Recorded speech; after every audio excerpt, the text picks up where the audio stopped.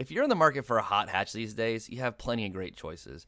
You could always have the Volkswagen GTI, or you can get the bonkers fast Ford Focus ST. But sometimes you want something a little bit different, a little out of the ordinary. If that's you, you could always look at this thing. This is the 2013 Nissan Juke Nismo. Now the Nismo's special. Aside from its large 18-inch alloy wheels and the ridiculously huge rear spoiler, you can tell this car is special because of this cool little body kit with the one little red line that runs the entire outside length of the car. Now, Nismo has taken and turned up the little 1.6-liter turbocharged engine to the tune of 197 horsepower. Now, most of this is thanks to a new exhaust that features the biggest rear exhaust tip in the world. Now, otherwise, the outside of this car still looks like a Juke. You have the same flared and sculpted body, same bug-eyed front end. Now, the inside of the Juke Nismo, that's a little bit different. And it's actually a nice place to spend some time. The cockpit is well designed in regards to comfort and ergonomics, and it is well equipped. The seats themselves, as you can kind of see here, are really aggressively bolstered sport buckets. They're also covered in this really cool suede-like material. It's almost like an Alcantara.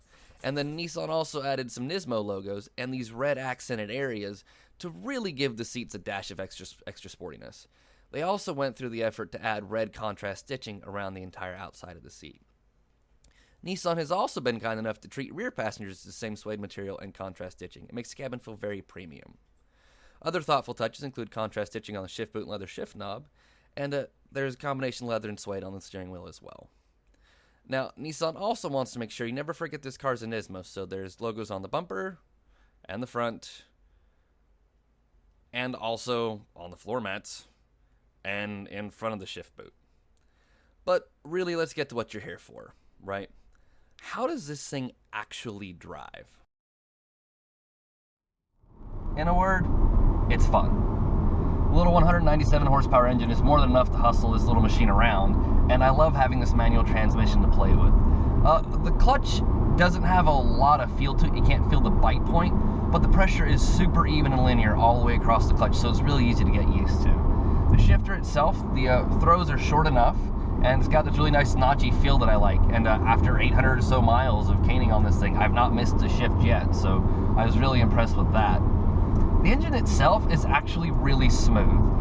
It'll rev really willingly all the way up to its red line, which is about 6,800 RPMs, and it makes pretty much all the right noises while you're doing it. At lower speeds, when the tire roar isn't so tremendous, as you're driving through the car, you can, when the revs build up, you can hear the turbo spool, and then when you go to shift, you can actually hear the wastegate dumping off the boost. It's really intoxicating. It's a great noise. I do wish the exhaust sounded a little bit better. This seems to be a problem with Nissans in general, but all their exhaust notes are a little bit drony. But overall, I really dig this thing. And that seems to be my general consensus of the whole car. Like, none of it's perfect, but it's all good enough that I don't care. And Nissan did a really good point of hitting all the driver-focused stuff. So the steering wheel with the leather and the suede and my little nice, got a red stripe across the top, like, that's really good. And the seats are really good, and the shifter is really good. Yes, there could be more space in the back. Yes, there could be way more trunk space, but considering most people spend most of their time in a car alone driving, Nissan focused on what's important. They also made sure to give you the goodies you want. Like I said, I've got Bluetooth, and I've got navigation, and I've got my big upgraded stereo. Nissan wants to give you the stuff that you want. And it doesn't charge you an arm and a leg for it. Like, this is a really Goldilocks car. So, for example, the price tag for this one is $25,000. It's like $25,060. And that is destination everything. And I've got all the options. Like I said, I have navigation. I've got the upgraded stereo. I've got all the things you want.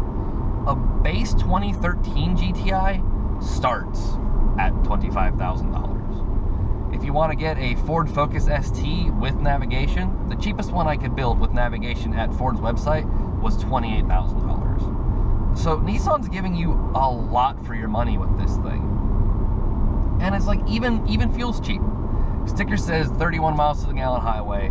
I am doing right now 30.9. And that's, again, 800 miles of mostly beating the living crap out of this thing. Like, there's really not a lot to hate about this thing. Okay, yes, the door panel is a little bit cheap, and the headliner feels like it's made from old newspapers. But how often do you touch your headliner? And the part of the door that I touch most often is covered with this nice suede material too. Like, everything that's important has been done correctly. And I can't really ask for Nissan to do much more than that. Again, considering that this thing could be a couple $1,000s cheaper than most of its competitors. So, if you need more power, you can buy a car with more power. If you need a car with more comfort, you can buy a car with more comfort. If you want just a good all-around machine that's fun to drive, relatively spacious, and relatively affordable, like, I can think of a hell of a lot worse ways to spend $25,000 than on this thing. Plus, you get the satisfaction of driving something that not a lot of other people have. It's cool, it's interesting, unique, and let's be honest, that's something really important to all of us. There's a reason everyone buys a Civic and then adds bits to it. It's not because they have to have a Civic and they just want it to go faster. It's because Civics are good cars, but they want it to look and feel different. They want it to be unique and theirs. If you get something like this, it's already unique, and anything else you add is just icing on the cake. So, ladies and gentlemen, that's been the 2013 Nissan Juke Nismo, and I think it's pretty freaking cool. This has been a TopSpeed.com review. I'll see you guys next time. Cheers.